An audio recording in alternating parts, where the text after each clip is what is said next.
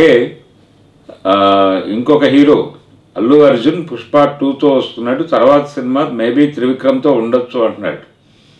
అది కూడా ఒక రొటీన్ ఫార్ములా స్టోరీతోనే తీసుకెళ్ళిపోతాడు ఆయన త్రివిక్రమ్. ప్రస్తుతం అనౌన్స్మెంట్ అయిపోయి షూటింగ్లో ఉన్నటువంటి ప్రాజెక్టుల్లో దేవర ఒకటే కొంచెం ప్రామిసింగ్ స్టోరీతో వస్తున్నట్టుగా అనిపిస్తోంది. కానీ ఆయన ఏ మేరకు దాన్ని నిలబెడతాడు, నిర్వాసితుల సమస్యలను ఏ మేరకు చర్చించగలడు అనేది చూడాలి. తెలుగు సినిమా దౌర్భాగ్యం ఇప్పటిదాకా మన జీవితాల్లో, ఇందాకే చెప్పుకున్నట్టుగా మన జీవితాల్లో వస్తున్నటువంటి మార్పులు, ప్రపంచీకరణ మన జీవితాల్లోకి తెచ్చినటువంటి వ్యవహారాలు, ఇంటర్నెట్ వచ్చిన తర్వాత మన సంబంధాల్లో, మానవ సంబంధాల్లో వచ్చిన మార్పులు, ఎమోషన్స్, అలాగే మన మీద ఈనాటికి ప్రభావం వేస్తున్నటువంటి మన అంటే పాత విలువల తాలూకా ఇప్పుడు పరిస్థితి ఎలా ఉందంటే మెయిల్ యూత్ చాలా వెనక్కి వెళ్ళి ఆలోచిస్తున్నారు, సాంప్రదాయంగా ఆలోచిస్తున్నారు, సాంప్రదాయాల్లోకి వెళుతున్నారు. అంటే తలకిందులుగా ఆలోచిస్తున్నారు. తలలేమో సాంప్రదాయం అనేటువంటి సనాతన పాతాళంలో తలపెట్టి, కాళ్ళు ఆధునిక ప్రపంచంలో పెట్టి మెయిల్ యూత్ ఉంది ప్రస్తుతం చాలా కాన్షియస్గా. ఫిమేల్ యూత్ విపరీతంగా ముందడుగు వేసి వెళ్ళిపోతున్నారు. ఈ గ్యాప్ ఆధారం చేసుకుని ఎందుకు వీళ్ళు ఇలా ఉన్నారు, ఎందుకు వాళ్ళు అలా ఉన్నారు అనే తరహా కథలు డిజైన్ చేసేటువంటి ప్రయత్నం తెలుగు డైరెక్టర్లు చేస్తారా అనే ప్రశ్న వేసుకుంటే అది అనుమానాస్పదమే. నిజానికి ఇలాంటి తలకిందుల యూత్ ఉండటం వలనే యానిమల్ సినిమా అంత పెద్ద విజయం సాధించగలిగింది. 900 కోట్లు ఈజీగా సంపాదించగలిగాడు ఆయన. దానిలో ప్రధానంగా ఆయన ఉమెన్ని చిత్రీకరించినటువంటి పద్ధతి వీళ్ళని విపరీతంగా కనెక్ట్ చేసింది, మేల్ యూత్ని.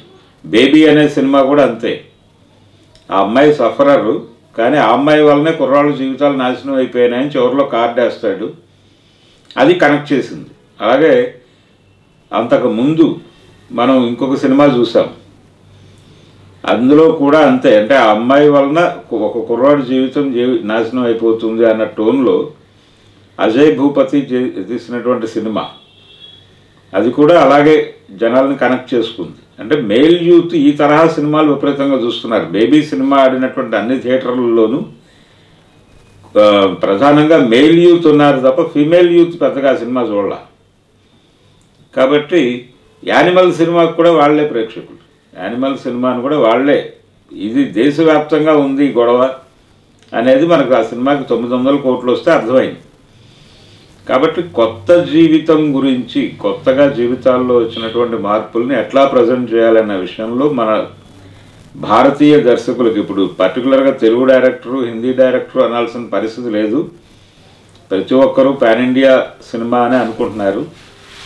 కానీ ఈ పాన్ ఇండియా సినిమాలో ఏముండాలి అనే దగ్గర మళ్ళీ వీళ్ళు వైలెన్స్ ఉండాలి అనే వైపు వెళ్ళిపోయి, ఆ వైలెన్స్ పెట్టుకోవడానికి అవకాశం కల్పించే కథలు ఏమిటి అనే పద్ధతిలో డిజైనింగ్ చేసుకుంటూ వెళ్ళిపోతున్నారు. ఆ డిజైనింగ్లో భాగంగానే దేవర అనేటువంటి దానిలో ఆయన ఈ వెట్లాండ్ ప్రాబ్లం అయితే కొంచెం వైలెన్స్ పెట్టుకోవడానికి అవకాశం దొరుకుతుంది అని తీసుకుని ఉంటాడు. కానీ కొంచెం లోతుల్లోకి వెళ్ళగలిగితే మంచి సినిమా చేసే అవకాశం కొరటాల శివకి అయితే ఉంది. కానీ ఏ మేరకు నిలబెడతాడు అనేది చూడాలి దేవరని.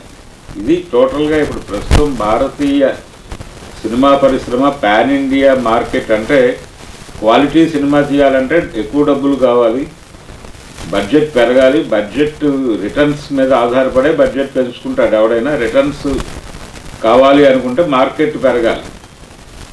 ఈ మార్కెట్ విస్తరణ కార్యక్రమము ఇవన్నీ కూడా ఇప్పుడు డైరెక్టర్ల మీద విపరీతమైన ప్రెజర్ పెట్టేస్తున్నాయి.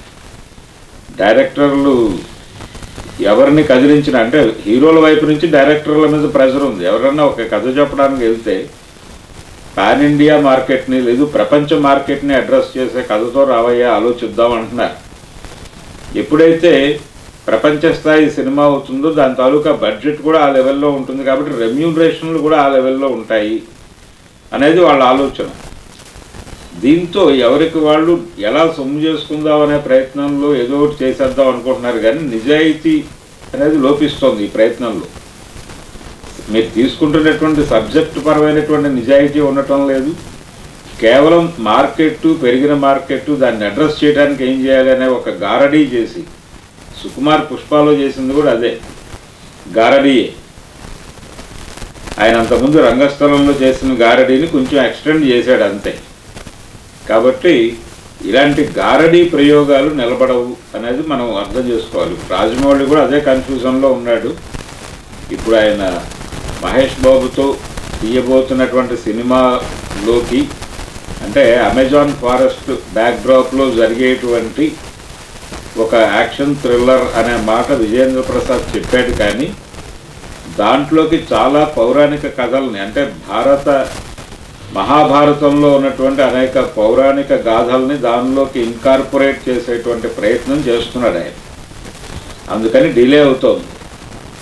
ఈ ప్రయత్నంలో భాగంగా, అంటే మహాభారతంలో మనకు తెలియని కథలు అనేది ఆల్రెడీ బుక్స్ బయటకు వచ్చేసినాయి.